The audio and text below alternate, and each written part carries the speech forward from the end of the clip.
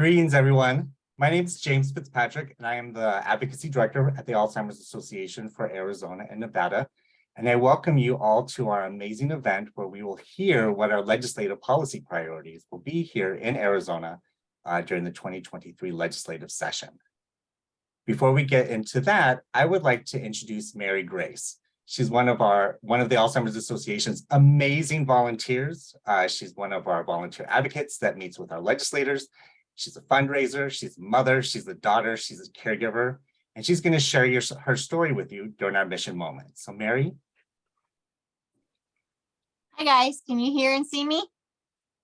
Yes, good, okay. Thank you for asking me to share a little bit of my story. Before I start, I just want to give you a little bit of a brief backstory. I'm an only child born and raised in San Antonio, Texas. My husband and I moved out to Arizona in 2001. And upon that move, I only got to see my parents maybe once or twice a year. With every visit, whether it was us visiting them or them visiting us, I would get to see them age, and it was not easy for me. So every now and then I would ask them to move out here with us. And of course, the answer was always no. Fast forward to summer of 2017, upon my husband's urging and him seeing me missing them and my concern, I asked them one more time. And this time my mom said, okay. Oh crap, now what? I didn't really have a plan. I wasn't expecting that, but we went ahead and moved them in. One of the hardest things I've ever had to do was move my parents from their house of 46 years and sell my childhood home. But we did it, we survived, we got them into our house with us, and I got them established. I became overwhelmed of taking care of their banking, their driving, their medical needs, cooking. They wanted breakfast, lunch, and dinner. It was just overwhelming. So that I had to get settled into. After establishing them with a doctor, I shortly got my mom diagnosed with Alzheimer's. She had never been diagnosed before because under her own personal care, she never brought it up as a concern to her own doctor. And I guess doctors don't really automatically test unless it's brought up. So she was never diagnosed. Unbeknownst to me, after that diagnosis, it was not told to me, but it was end stage Alzheimer's, and I didn't know. It was something I had to figure out. And about 5 months after moving them in, we lost my mom. I shortly after getting her diagnosed, I saw her decline pretty rapidly, and I got to understand very well what the long goodbye is. I lost her before actually losing her, as many of you probably already know this journey with your own families. Shortly after losing my mom in November of 2017, I was focused on my dad and getting his undiagnosed previous mental disabilities diagnosed. His parents nor my mom ever got him diagnosed. I finally got him diagnosed in January of 2018 with autism spectrum. He had never been diagnosed his entire life. He was diagnosed with autism spectrum, OCD, cognitive delay disorder, tic disorder, anxiety, and of course, grief. But one of the kickers was they also said, oh, by the way, he has Alzheimer's. So great, here I go again. I wasn't prepared. I didn't know what to do. And here we are now. This is the stage that I did not see my mom in since she was end stage Alzheimer's. I get to see the earlier stages. We believe now he's probably in late to middle, the latter part of the middle stage of Alzheimer's. But as his caregiver, it's hard for me to draw the line between the autism traits and the Alzheimer's traits. It's a battle. So that's where we are now. So in closing, I just want to say thank you to all you for what you do. It matters. We need more families to realize there's support out there. We need more support and resources, especially as family caregivers.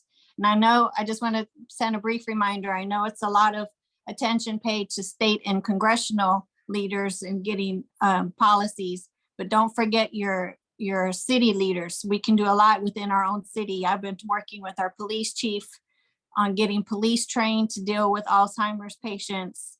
The Chamber of Commerce can train their business leaders to address business patrons who have Alzheimer's. City websites can update their cities with Alzheimer's resources. We can get support groups in the city. There's just a bunch of things we can do with our cities, and our city leaders can actually network with our state and congressional leaders and amplify our own voices. So please don't neglect your city leaders. Thank you. Thank you, Mary, and appreciate what you said. We all know that there's numerous issues with this disease, and we thank you for all that you do and appreciate you being just an amazing caregiver.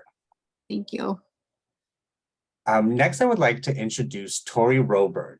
She recently joined the Alzheimer's Association Desert Southwest chapter as the Director of Arizona Government Affairs. She's a dynamic, motivated, mission-driven government affairs professional committed to making the world a better place through utilizing her experience, education, and proven work ethic. In her free time, she enjoys hiking, trail running, mountain biking, and swimming. I will hand it over to Tori.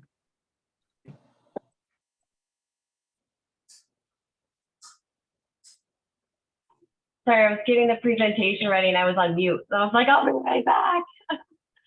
Thank you so much, James, for hosting this conversation today. And I first wanted to take a minute to just thank every single person who made the time to join the call today. Your advocacy is incredibly important to the work we're doing here at the Alzheimer's Association. And I can't thank you enough because I know y'all have busy days and busy lives. So thank you so much for being here. Let me see if I can successfully share the screen. This is my first time with Google Slides. See. Right? Ta-da! Great. It looks like it's working. So we will go ahead and get started. Go forward. There we go. I even got it to go forward, so I'm excited. Normally I use PowerPoint. This is my first time with Google Slides. So today's agenda, we will first do a little bit of housekeeping. Then we'll talk about some Alzheimer's facts and figures. Most of you may be aware of these already, but we'll go over them. I'm going to go over some of our nationwide state policy priorities, which is what all of the states are working on. We have different things that we can choose from. I'll give you a brief overview of the legislative process, the political landscape. We're going to have a call to action. We always have a call to action, and then I'll be happy to take your questions. So I love cats. If you love cats too, then you love this little cat doing housework. Of course, my cats don't do that, but it would be nice if they did clean up after themselves. Really, the only housekeeping item I have here is your questions are welcome. You can drop them in the chat box as we go, and we'll address them at the end. So let's start with what Alzheimer's looks like in Arizona right now. We have 150,000 people as of 2020, 150,000 people diagnosed with Alzheimer's or related dementia. And that number is expected to increase to 200,000 by 2025. That's an estimated 33.3% change. And folks, that is the highest growth rate in the country. Arizona is #1. So we have a serious problem on our hands. For caregiving, we are the first in the nation for the highest average numbers of hours per caregiver, with 257,000 caregivers. Now, these are the unpaid caregivers taking care of folks in their homes. Total value of that unpaid care is $9.5 billion. You can see that we really need to address what's going on in Arizona and provide as many supports as possible to our family caregivers. And here's a sad statistic too. Our mortality rate through Alzheimer's disease has increased 191.6% since 2000. What does that mean? Well, we are now, Alzheimer's is now the #4 cause of death in Arizona from chronic disease. We are fourth after cancer, heart, and lung disease. Being #4 does bring us more attention to the issue. And that's why it's so important that we are taking action this legislative session. The time to act is now. This is where our nationwide state policy priorities come into play. So our home office focuses on 4 different areas. The first area is increasing access to care, support, and treatment. The second one is to improve the quality of care. The third one is to advance risk reduction, early detection, and diagnosis. And the fourth is to ensure a coordinated statewide response for Alzheimer's.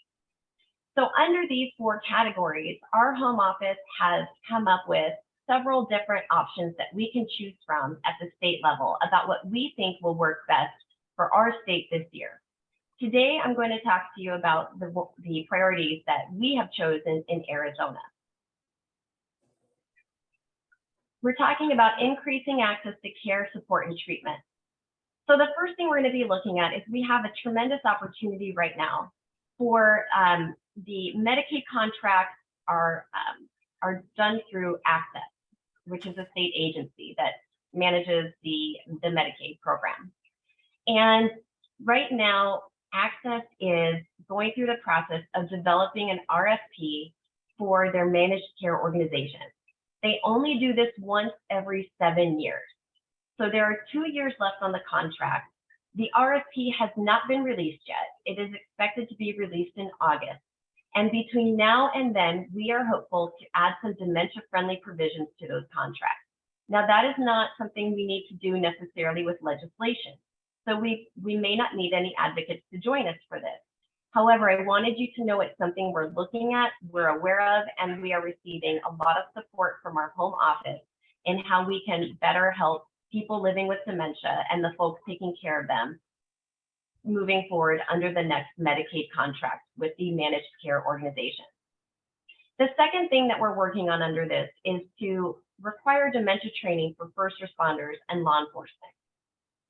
Now, this is a lofty goal. It really is. And I appreciate, Mary, that you said you were talking to your chief of police.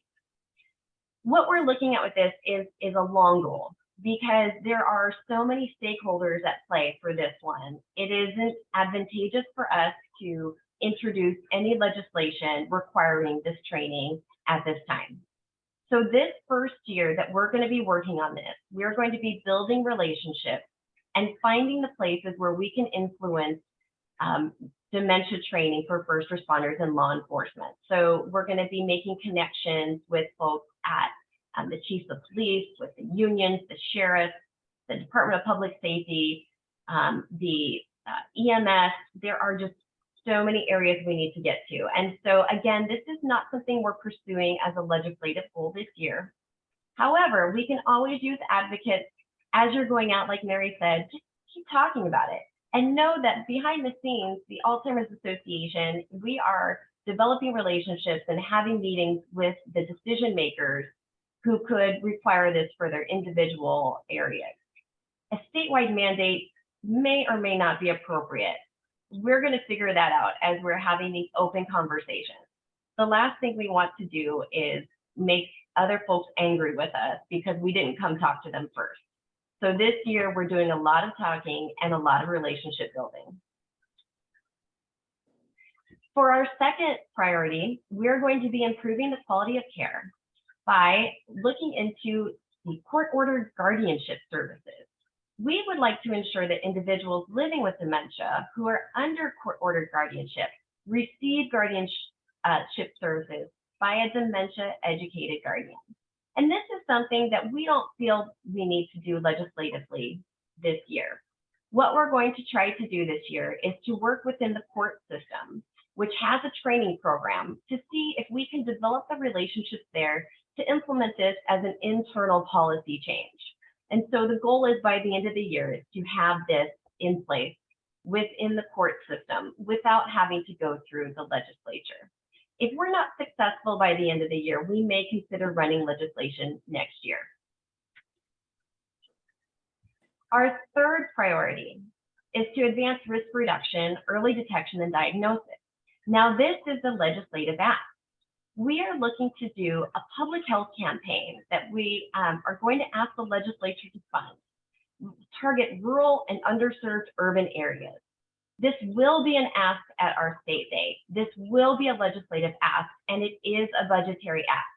We are asking for $500,000 to be given to the Department of Health Services to implement this public health campaign. Now, why $500,000? We are actually modeling this off of the success of Wisconsin, who successfully passed this in their budget in 2019 under a Republican governor and a Democrat legislature.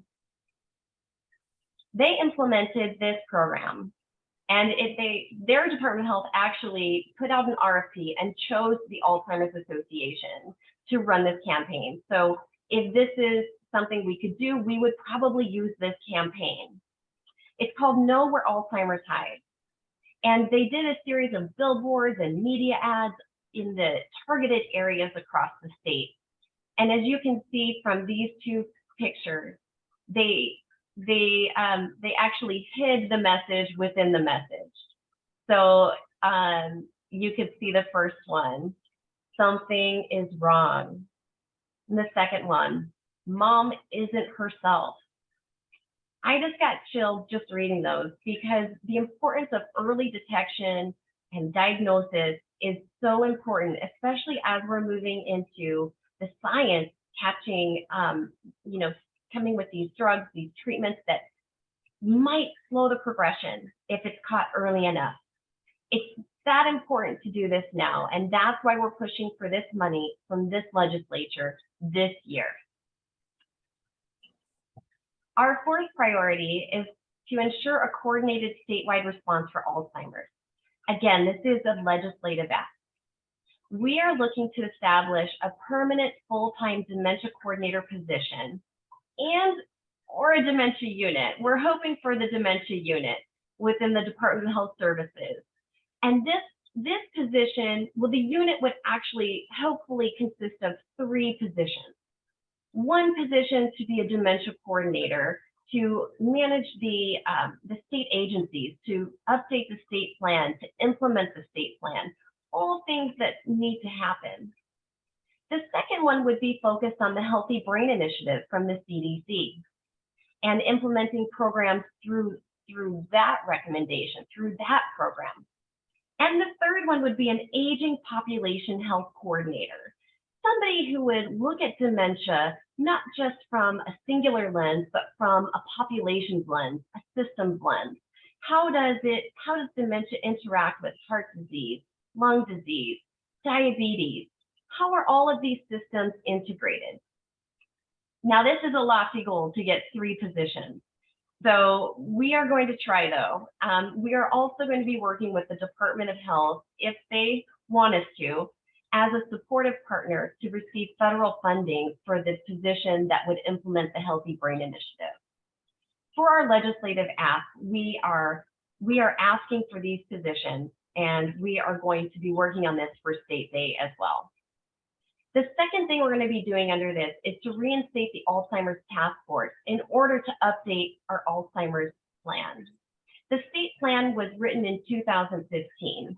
The last task force was created in 2012 by Governor Ducey, or it might have been Brewer actually, by the governor, by executive order. We tried to run some bills last session to create advisory councils at the legislature. They didn't receive a hearing in committee. Now that's not atypical. However, instead of running bills to do this again, we are going to seek this change through another executive order from our new governor. We're going to be asking her for this. It's not a legislative ask for our advocacy day, but we believe that this can be done by executive order if we can get the governor to agree to do it, which we certainly will try. She has the power to run that executive order and get it started soon. If we wait for legislation, first we have to go through the process, and even then we wouldn't get something started until August. So our hope is that we can reinstate the Alzheimer's Task Force to start updating that Alzheimer's plan, the dementia plan, so that by the time the dementia coordinator position is hired, which won't be till the end of the year, they have something already to work on.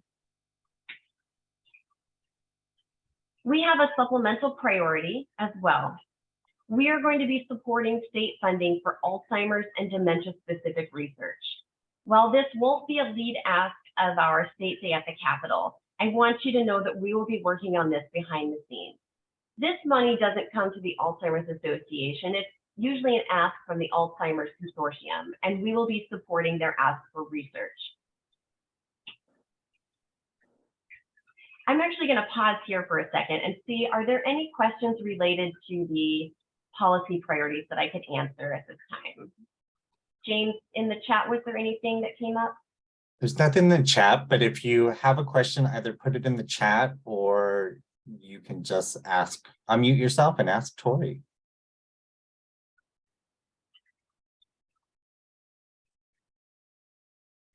Seeing none. Tori, I had one quick question. Having worked at ADHS, does that new position for Alzheimer's, because it used to fall under the Director of Aging, does it have to be appointed by the governor? I mean, I think it would be more firm, of course, and the funding more firm, but could it be, I mean, I think that's great, and let's do that. I'm so pleased that you are.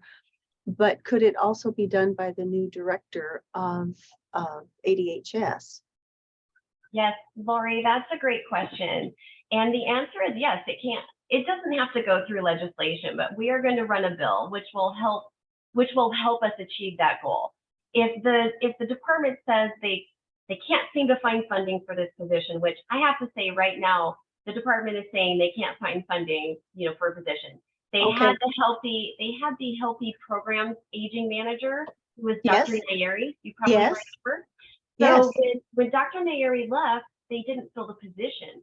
I see. It was federally funded. So our goal is to get this position, and the reason why we're going to the legislature is to get them funding. Now, if the new director comes in and says we can do it, by all means, let's do it. I would rather go that route, honestly. At this time, we don't know who the director of DHS is going to be. We don't know who the governor's health policy advisor will be. So there are a lot of unknowns. Starting a bill, it's probably smart to go the other route then, at least start that route to make sure that it is secure and mandated. Yes. So we'll do our best, but the goal is to get the position. And if we can get it, we'll take it any way we can. But I used to work in a state agency also, and one thing that really we did not like were unfunded mandates.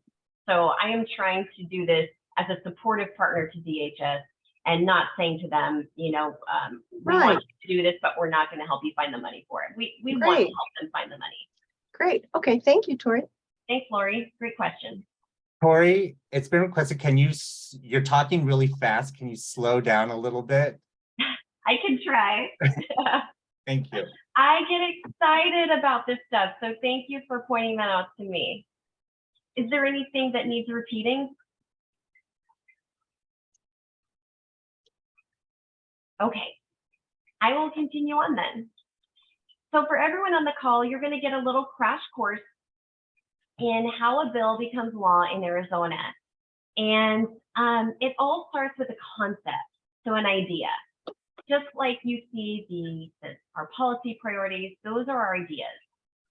The first thing we need to do is get a bill sponsor, and we're working on that. Over the next few weeks, we should have a bill sponsor for all of the bills that we want to run, and we should be ready to go when the legislature opens on January 9th.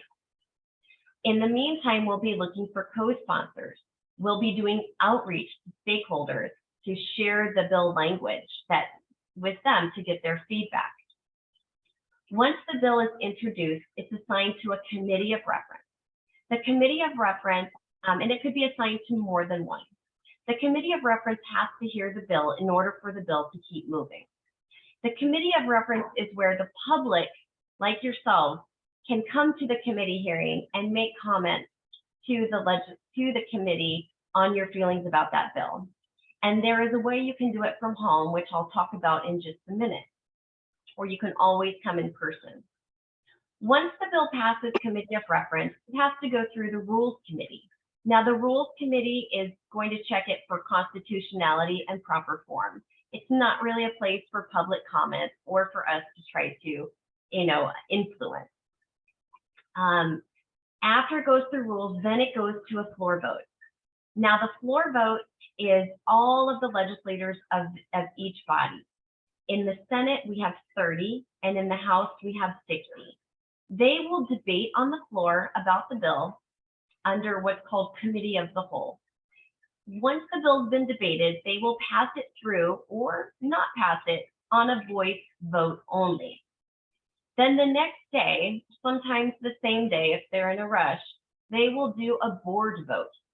And the board vote is the third and final reading of the bill, where the lawmakers do a board vote, so you see how each and every lawmaker votes. Now, for the floor session, no public comment is allowed. But that being said, we would have done our work before that by talking to the lawmakers ahead of time to make sure that they understood what our bill was all about and why they should vote for it. Once it passes through the first, either the Senate or the House, it crosses over to the other side and goes through the process again. Committee, rules, floor. At any time in this process, a bill could die. If it doesn't get heard in committee, it dies. If it doesn't get heard on the floor or in Rules Committee, it dies. And so my work as your government affairs professional is to make sure that that bill is moving along properly. Is it assigned to a committee? If not, I'm going to work to get it assigned to a committee. These are little pressure points where we can always use some help and some advocacy. This is where James, you'll get emails from James about we need your help to send an email or call your legislator, either to pass the bill or hear the bill. Once both chambers have accepted the bill and it hasn't been changed or modified through an amendment, and amendments can happen in committee, they can happen on the floor. When they can't happen is during the third and final reading, the board vote. So during any committee, it can be modified. If it's a different version in the House and the Senate, then they have to come together in what's called a conference committee and work that out. And like I said, this is why you have a person like me working on this, because I'm going to be monitoring all of this. If we have amendments that come up, hopefully I'm going to know about it ahead of time. Or maybe it's something that we requested. Maybe the bill language needs to be fixed, or we talked to a stakeholder. They didn't like the way we said something. They wanted a different way. We don't have a problem. These are all ways we can make the bills better. If it's passed by both the House and the Senate, and then it goes to the governor has 5 days to either veto the bill, sign the bill, or after 5 days, if no action has been taken, the bill will go into law automatically without signature. Now, I haven't seen that happen in a long time. So let's take a look at what we're looking at. This is our legislative landscape. We've just had an election. So we have a Democrat governor, which is the first time we've had a Democrat governor since 2009, when Democrat Governor Janet Napolitano left our state to go work for the federal government. At that time, the Republican Secretary of State, Jan Brewer, became the governor, and she was reelected, and then Governor Ducey was elected and reelected. So it's been a few years. We've had a Republican majority House and Senate for a very long time. I actually don't know how long it's been, as long as I've been around, and I've been working in this sphere since 2005. But as you can see from this, we have a very divided legislature with a very narrow margin. In order to pass most bills, the legislature needs 50% plus one. So you can see that if the Republicans would like to pass a bill that the Republicans like and the Democrats don't like, they can do that as long as all of the Republicans work together. It makes for a very interesting session. With all of that being said, my goal is to have 75% or more of the lawmakers voting for our bill. We are not working on any partisan lines. Our issues do not fall under Republicans or Democrats. It is a bipartisan issue. We've seen this in other states. For example, we talk about the Dementia Services Coordinator position. There are 18 states that have already passed this. either through law or through an agency directive, plus the District of Columbia. Of those 18 states, 7 of them have a trifecta government of Republican governor, Republican legislature. 7 of them have a trifecta government of a Democrat governor and a Democrat legislature.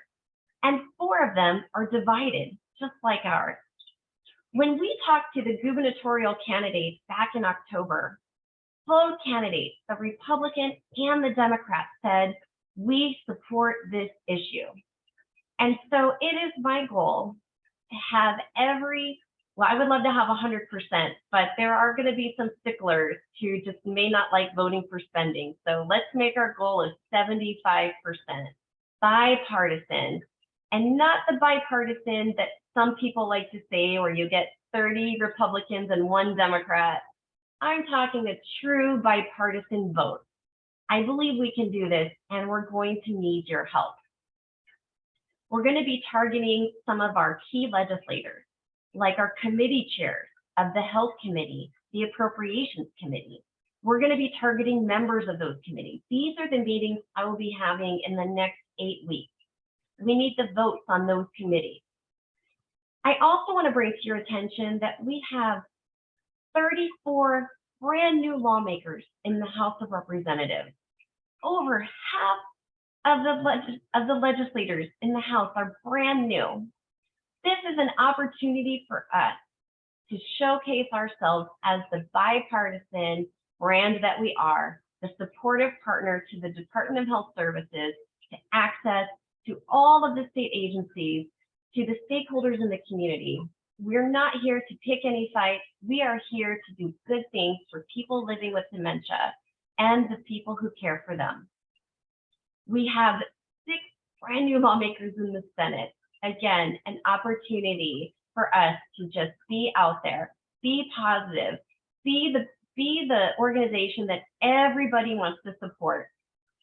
How can you help? Well, we talked a little bit about the Request to Speak program, and this is something I brought to James when I first came on. I said, do we have folks signed up for this? And my understanding, we haven't quite made a push for this in the past. So I asked him if we could. So we are going to ask folks to join us in making positive comments on our bills when it comes to committee. You can do this from the comfort of your own home using the Request to Speak system. And a few of you may be able to come to the Capitol to give your story in committee in person. But the lawmakers don't like to hear long committee hearings. So we like to keep it to a few people, but have everybody else sign in online in support of our bill. This is not in place of your emails or phone calls. I want to be very clear. We still need those. Those are very important. But what Request to Speak does is it shows up publicly the number of people supporting a bill. We'll also be asking organizations to sign in to support our bill, which they can do also on Request to Speak. It's an online program that's designed to give you a voice in committee. Now, say we have a bill and it's not scheduled for committee, or it's scheduled for a floor session. You can't do Request to Speak in that situation. It's only for a bill that is on an active agenda. So that's why you'll get a notice from us. Usually we'll know by Friday about the next week and what the schedule will be. If our bill is on the schedule, we will let you know. It's time. It's time to log into Request to Speak. And we will be happy to do a training on this in January. It's a very easy system to learn, but it can be confusing at first. So we'll be happy to do a training on this. Before you can use the system, you will need to have an account. If you don't already have an account, we can help you with that too. Creating an account is easy. However, in order to use your account, you have to activate it by physically going to the Capitol and activating your account.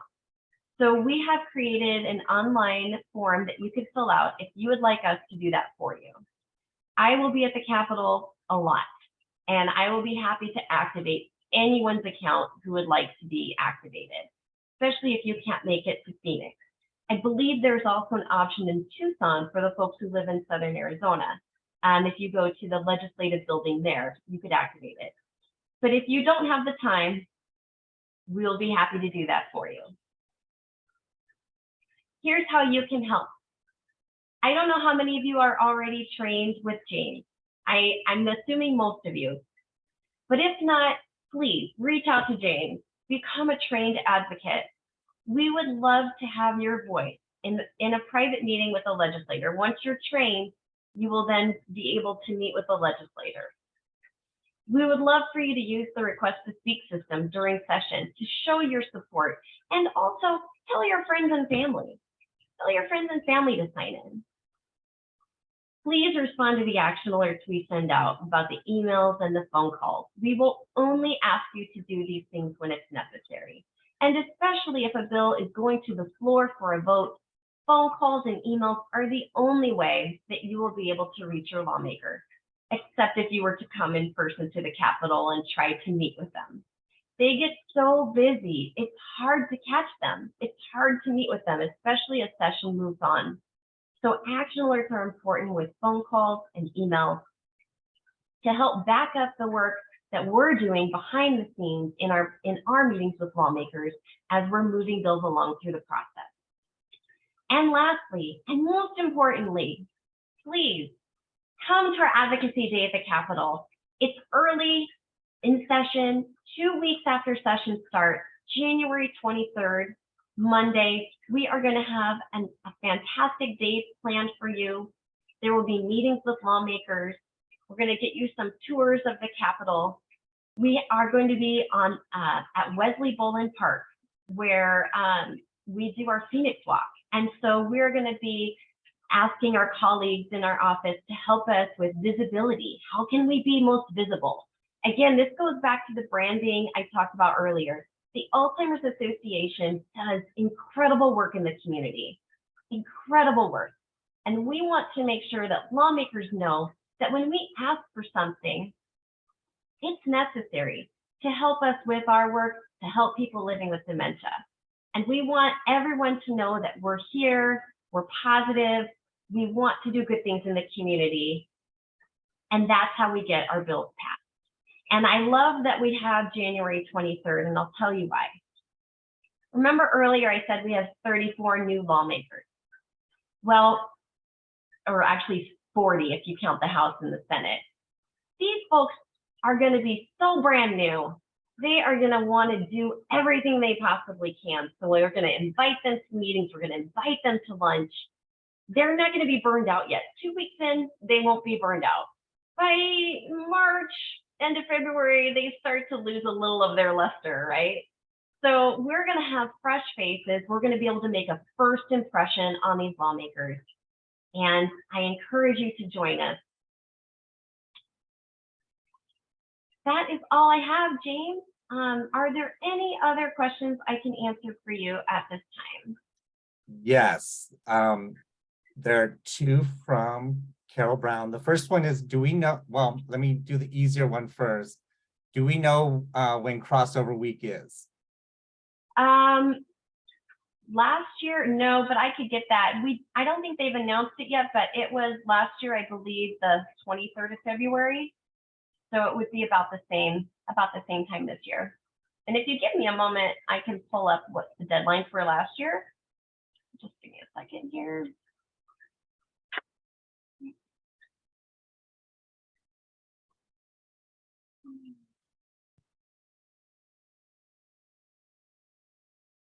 Okay, so last year, the last day for the committees to meet, it looks like it was, yeah, February 18th, Friday, February 18th was the last day for House consideration. So it would have been last year, it would have been, let me go back.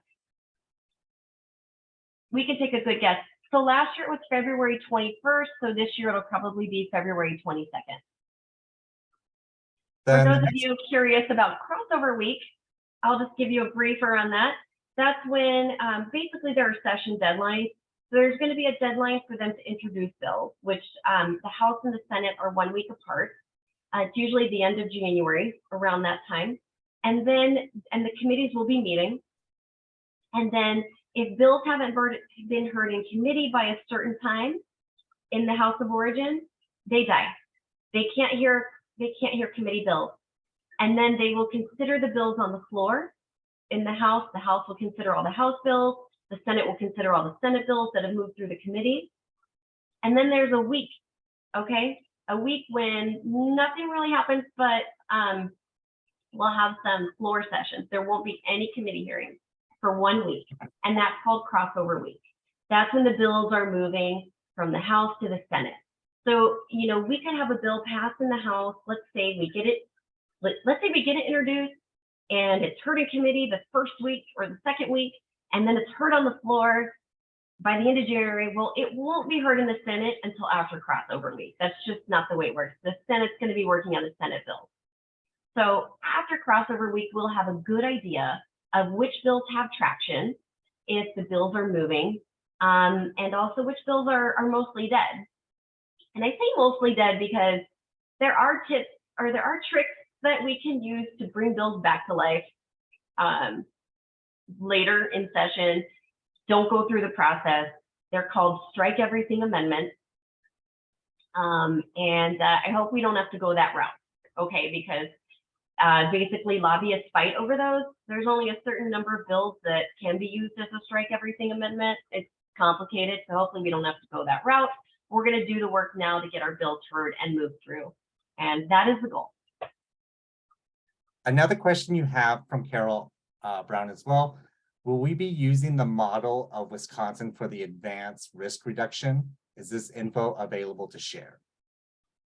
Oh, great question. And Carol, if you can unmute, can you clarify your question? You mean for the public health campaign? Yes, I was just curious because lots of times when we're meeting with legislators and we're talking about things, the first question that James and I have gotten is, do you have examples? Do you have anything in writing? Can we see what other states have done? And so I was just curious if we're going to have that available to us.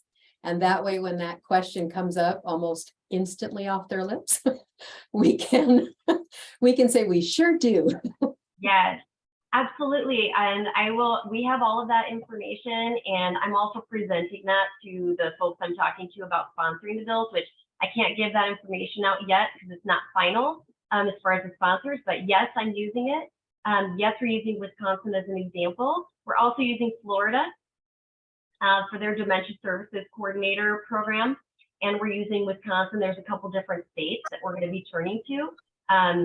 Texas has done it as well. So these are all of the materials you will have available to you on our advocacy day. We will have it. We'll have the talking points. We'll have things you can show them. But ultimately, it would, you know, we're going to say this is what we would do if we got the grant to do this through DHS. We can't assume we're going to get it, but we can say something like this is what we're looking at. And the beautiful thing about Wisconsin is that they actually have a report, like a 20-page report that I have a copy of that talks about the efficacy of their program, because they are going to want to know how many people are you going to reach? How do you know how are you going to measure your success? So we have that information as a model, and we will simplify it into a one-page for you to have as your talking points and to leave behind. And then on the dementia coordinator, you said you're going to use Florida. Will you be referencing any of the other 17? Yeah, no. In fact, we're going to be talking about the fact that they're all doing this, and I have a plethora of information from the Dementia Services Coordinator Conference that just happened, the summit, where they all got together about the benefits of doing it. And so again, this is a lot of the work that I'm doing in the next couple of weeks to create these one-pagers for you. Absolutely. I love that it's a perfect trifecta too. 7 Republican states, 7 Democrat states, 4 divided states. I mean, it's purely a nonpartisan issue. It's a winning issue. So we're selling this as a winning issue because it is. You know, it would also be interesting to show the number of people with dementia in those states, because I'm sure a lot of them have a lot fewer people with dementia than we do. Oh yeah, definitely. Thank you. Great point, Julia. Are there any other questions? I was just wondering, Tori, this is all sounds very, very exciting. And I was just wondering, what exactly is the next process? You have approached sponsors for, or are in the process of approaching sponsors for this bill. And it's for 3 positions, and it would be, correct me if I'm, synthesizing this correctly. And then the state would allocate new monies that would go to DHS to have these positions filled. And if passed, when would that money be available? Great question, Lori. So, and to clarify, the unit itself would have 3 positions, but we're actually going to be working to get federal funding for one of those positions. So I'm not asking for general fund money for one of those positions. And the other 2 positions will be in the bill unless the bill sponsor says no. Okay, so ultimately, we can present this information, but they might say we'll do one or the other. And if I get presented with that situation, I will ask for the dementia services coordinator. So we won't know what the bill looks like until we get the sponsors all together. And so I am meeting with the right people right now, and but I haven't met with them all yet, which is why I don't want to get ahead of myself. No, But I do know we will have a bill and we will have a sponsor, and that's the hope. We'll have to work through the budget process to get the money. Basically they do line items in the budget. So we'll be asking for a line item appropriation in the budget, continuing funding for this position for these. That's what I was going to ask. Continued funding, and how long does that go for? Until it's taken away. Okay. Once you get it, if you get it in and they don't call it one time, that's the kicker. Because our breakfast funding was one-time funding, so they took it out. So in order for us to get BRFIS is the Behavioral Risk Factor Surveillance Survey, and Right. we get the modules in there, which we don't need to ask for this session. I have to think about that because we need it for 2024. This is the 20. I might be asking for that, but that'll be. I'm going to try to get that as continued funding this time instead of one time, so we don't have to ask for it again. And that's just like a budget negotiation. We're not asking. That's not our lead ask for our advocate. That's going to be a budget negotiation that we work on behind the scenes. Probably with the same senator who helped us last time, which was Senator Gowan, but he is no longer the appropriations chair. So there's a whole new group I need to talk to, and all these new lawmakers to convince them that that's okay too.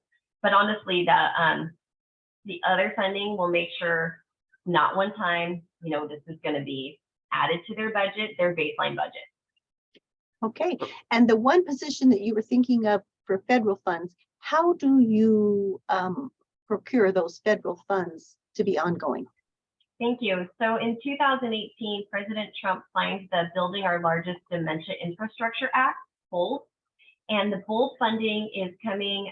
There's a notice of funding opportunity that will be released on December 14th of this year. DHS has not applied for this in the past, and they haven't received it in the past. The funding will be for 5 years. And so we are already talking to DHS now. We've been talking to them for the last 4 weeks, actually, preparing them, encouraging them to apply for this funding, and letting them know we'll be a supportive partner for them in applying for the funding. So they're going to have a 3-month window to apply, and we're going to do everything we can to help them. Now, DHS may come back to us and say, we don't want to apply for the funding. And if that happens, we're going to move quickly onto Maricopa County or another public health department, because it would be a missed opportunity for Arizona. It really would. So I assume DHS will go for it.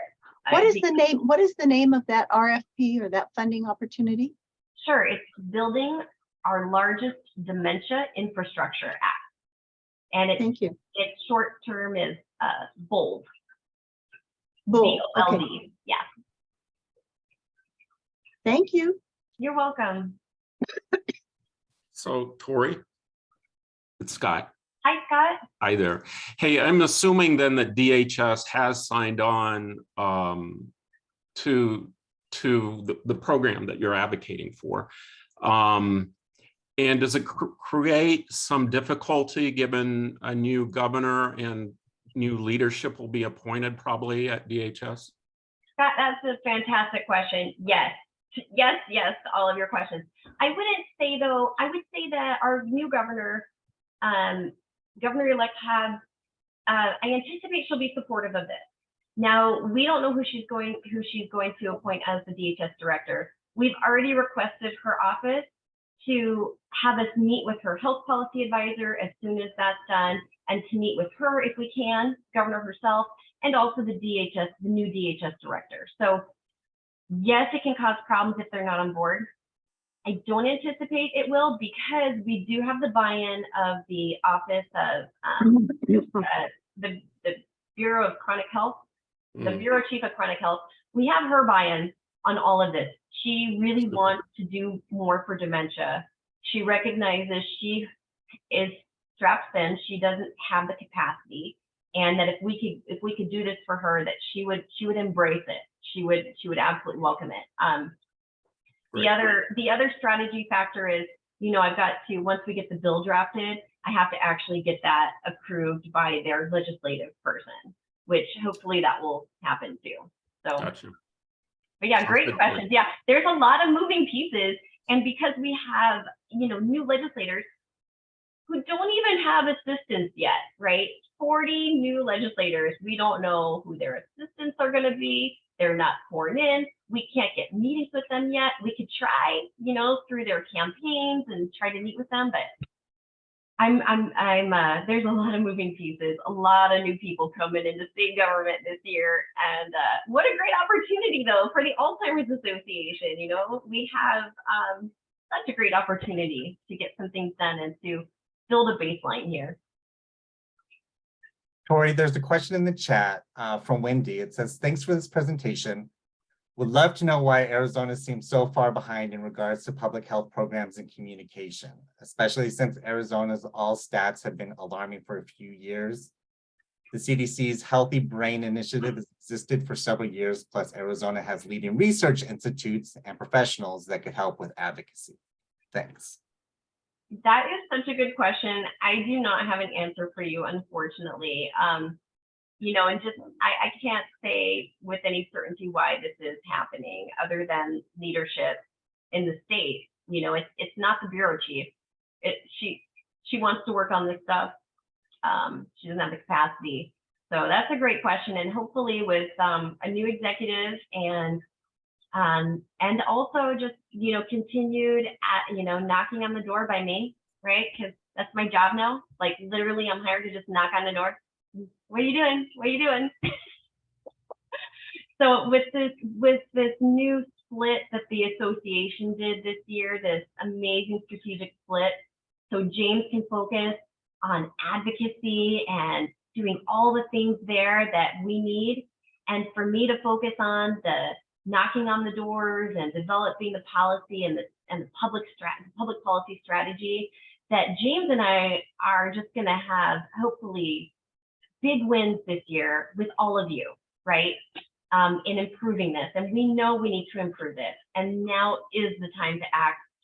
Okay, years ago it was time to act, but now we need to do this. We have the Alzheimer's Association is at the right staffing level now to make this happen. And so kudos to our executive director and James for pushing for a new position to help them out.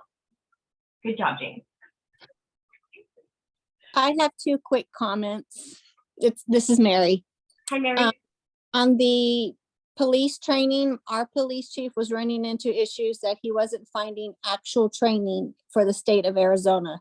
So when we ask for law enforcement and first responders to get trained, let's please make sure we actually have the training available to them so they can actually do the training. And second, that public health campaign is so crucial. I believe wholeheartedly that my mom would have fallen under that underserved community. That's probably why she was never diagnosed without me being there. But along the lines, let's also get more family caregiver support. I strongly believe that there's an issue with like assisted living centers being overrun with little caregivers available, because all these families that are finding themselves in this boat are not having the resources, and their only option is to push them into an assisted living facility. If more family caregivers like myself had more support and resources available, and the training to okay, your family member now has Alzheimer's, this is what's available to you, this is what you can do, here's the help that you need. It's really important to also include the family caregivers in that education and training. We wouldn't have the issues that we have now with the assisted living facilities. Thank you, Mary. I really appreciate those comments, and I'd like to respond to the first one you mentioned about the training. So great point. If you know someone, you meet someone like you did, have them contact our office. Have them call me. We'll get Terry involved. We'll set up a meeting. We'll talk about it, because we can get the training to them. We have the training. It exists within the Alzheimer's Association.